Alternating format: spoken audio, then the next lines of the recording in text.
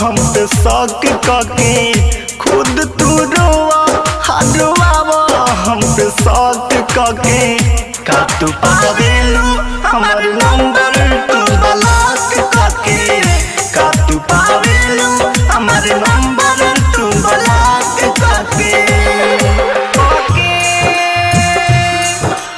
DJ मिठू काके काके छोड़ देवेलू हमारे बान अकबाक काके छोड़ देवेलू हमारे बान अकबाक काके का तू पावेलू हमारे नंबर तू ब्लॉक काके का तू पावेलू हमारे नंबर तू ब्लॉक काके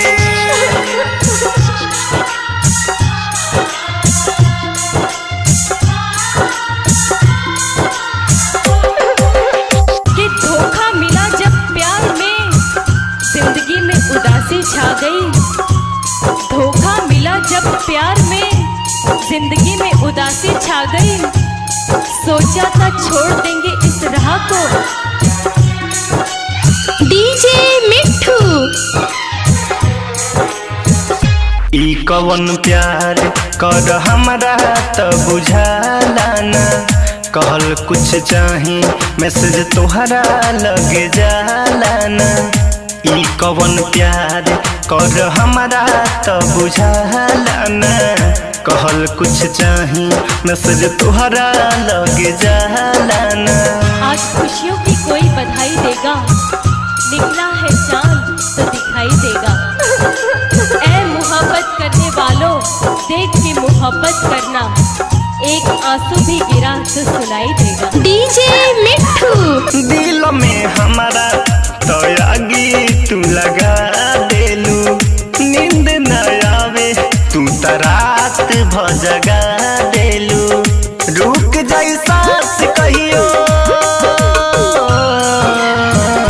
रुक जाई सांस दिल कहियो धक धक काके रुक जाई सांस कहियो दिल धक धक काके का तू पावेलू हमार नंबर तू ब्लॉक काके का तू पावेलू हमार नंबर तू ब्लॉक काके।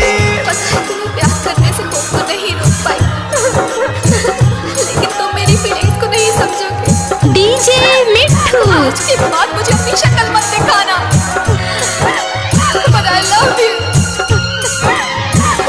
हर दम अखिया तनी हाडेला मोबाइल पर होला उदास जब न लौका प्रोफाइल पर हर दम अखिया तनी हाडेला मोबाइल पर होला उदास जब न लौका प्रोफाइल पर। आज खुशियों की कोई बधाई देगा, निकला है चांद तो दिखाई देगा।